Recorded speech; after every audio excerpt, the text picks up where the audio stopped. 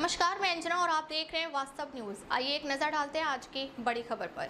विजयपुरा में दलित संघर्ष समिति का जबरदस्त विरोध प्रदर्शन। कर्नाटक दलित संघर्ष समिति द्वारा विजयपुरा शहर में एक विशाल विरोध प्रदर्शन आयोजित किया गया, जिसमें उस घटना की निंदा की गई जिसमें कुछ संगठनों ने 8 अगस्त को उत्तराखंड के रामलीला मैदान में एआईसीसी अध्यक्ष मल्लिकार्जुन खड़गे द्वारा आयोजित जनसभा को गंगाजल छिड़ककर और होम हवन करके उस स्थान को पवित्र किया गया था। प्रदर्शनकारियों ने भाजपा से संबंध श्री राम सेना और ब्राह्मण शाहियों के खिलाफ आक्रोश व्यक्त किया और दलित नेताओं का अपमान करने और उनके आत्मसम्मान को ठेस पहुंचाने वाले कृत्यों की निंदा की।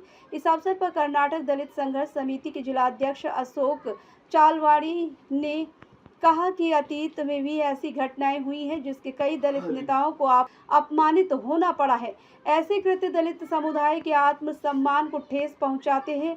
उन्होंने आक्रोश व्यक्त करते हुए कहा कि समाज में समानता और सह अस्तित्व को बनाए रखने के समय में शुद्धिकरण के नाम पर ऐसे कृत्य निंदनीय हैं।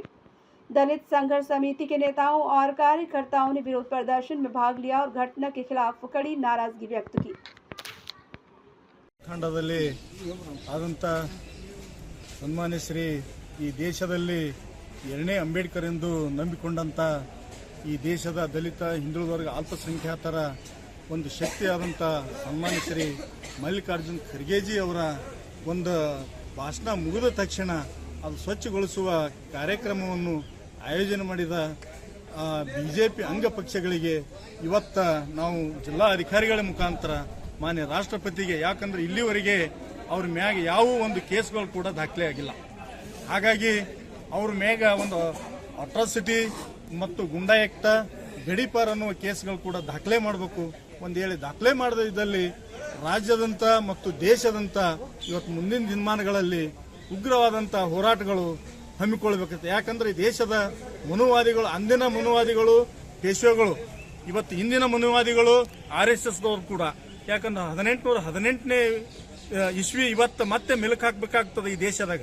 ಯಾಕಂದ್ರೆ ಅವತ್ತ 500 ದಲಿತ ಒಂದು ಸೈನಿಕರು 28,000 ಪೇಶ್ವಾ ಸೈನಿಕರನ್ನು ಹೊಡೆದು ಇವತ್ತು ಮತ್ತೆ ಮೆಲುಕು ಹಾಕಿ ಮತ್ತೆ ನಾವು ದಲಿತ ಮತ್ತು ಸೈನಿಕರು ಮತ್ತೆ ಈ ದೇಶದಲ್ಲಿ ತಯಾರು ಆಗಬೇಕಾಗ್ತದೆ ಅಂತೇಳಿ ಕೂಡ ನಾನು ಇವತ್ತು ಮನುವಾದಿಗಳಿಗೆ ಎಚ್ಚರಿಕೆ ಕೂಡ ನೀಡ್ತಾ ಇದ್ದೇನೆ. ವಿನಾಯಕ್ ಗುಣಸಾಗರ್, ಬೆಳಗಾವಿ ವಿಭಾಗಿ ಸಂಚಾಲಕ.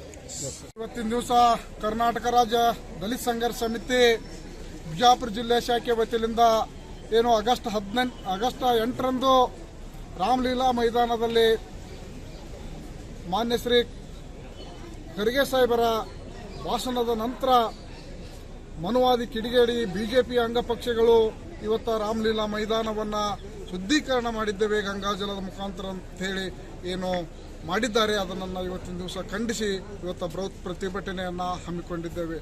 ಈ ಪ್ರತಿಭಟನೆಯ ಮುಖ್ಯ ಉದ್ದೇಶ ಏನು, ದಲಿತರ ಬಗ್ಗೆ ಅವಹೇಳನಕಾರಿಯಾಗಿ ನೀವು ಮಾಡ್ತಾ ಇದ್ದೀರಿ, ಅವಮಾನವನ್ನು ಮಾಡ್ತಾ ಇದ್ದೀರಿ ಪದೇ ಪದೇ ಈ ದೇಶದಲ್ಲಿ.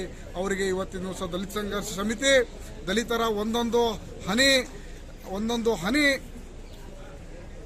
ಮೂತ್ರವನ್ನ ಇವತ್ತಿನ ದಿವಸ ಬಿಜೆಪಿಯರ ಮತ್ತು ಬಿಜೆಪಿ ಅಂಗಪಕ್ಷದ ಎಲ್ಲ ಪದಾಧಿಕಾರಿಗಳಿಗೆ ಅವರ ಬಾಯಿಯನ್ನ ಮತ್ತು ಅವರ ಮನಸ್ಸನ್ನ ದಲಿತರ ಮೂತ್ರದಿಂದ ಸ್ವಚ್ಛಗೊಳಿಸ್ತೇವೆ ಅಂತಕ್ಕಂಥ ಘೋಷಣೆ ಕೂಗುವುದರ ಮುಖಾಂತರ ಇವತ್ತಿನ ದಿವಸ ಇಡೀ ಒಂದು ಮನುವಾದಿಗಳಿಗೆ ಎಚ್ಚರಿಕೆಯನ್ನು ಕೊಡ್ತಾ ಇದ್ದೇವೆ ಬಂಧುಗಳೇ. ಹೀಗಾಗಿ ಅನೇಕ ಸಂದರ್ಭಗಳಲ್ಲಿ ಡಾಕ್ಟರ್ ಬಾಬಾ ಸಾಹೇಬ್ ಅಂಬೇಡ್ಕರ್ ಅವರು ಏನೋ ಮನುಷ್ಯತ್ವ ಇಲ್ಲದ ಧರ್ಮವನ್ನ ತ್ಯಜಿಸಬೇಕು ಅಂತಕ್ಕಂಥ ಮಾತನ್ನ ಮನುಷ್ಯರನ್ನಾಗಿ ಕಾಣದಂತ ಇಂಥ ದೇಶದ ಹೇಯ ಕೃತ್ಯಗಳನ್ನ ಇವತ್ತ ಎದ್ದು ಕಿತ್ತು ಎಸಿಬೇಕಂತಕ್ಕಂಥ ಮಾತನ್ನ ಡಾಕ್ಟರ್ ಬಾಬಾ ಸಾಹೇಬ್ ಅಂಬೇಡ್ಕರ್ ಅವರು ಹೇಳಿದ್ದಾರೆ. ಹೀಗಾಗಿ ಕರ್ನಾಟಕ ದಲಿತ ಸಂಘರ್ಷ ಸಮಿತಿ ಇಂಥ ಹೋರಾಟಗಳ ಮುಖಾಂತರ ಮನುವಾದಿಗಳಿಗೆ ಎಚ್ಚರಿಕೆಯನ್ನು ನೀಡ್ತೇವೆ ಅಂತಕ್ಕಂಥ ಮಾತನ್ನ ಹೇಳಿ ನನ್ನ 2 ಮಾತುಗಳನ್ನು ಮುಗಿಸ್ತೇನೆ. अशोक चलवादी, जिला संचालक बीजापुर।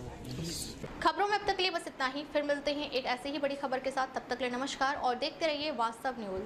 अगर आपको वीडियो पसंद आई हो तो लाइक करें व शेयर करें। ऐसे लेटेस्ट अपडेट पाने के लिए बेल आइकन को प्रेस करना ना भूलें। अगर आप हमें फेसबुक या इंस्टा के माध्यम से देख रहे हैं तो हमारे पेज को फॉलो जरूर करें। धन्यवाद।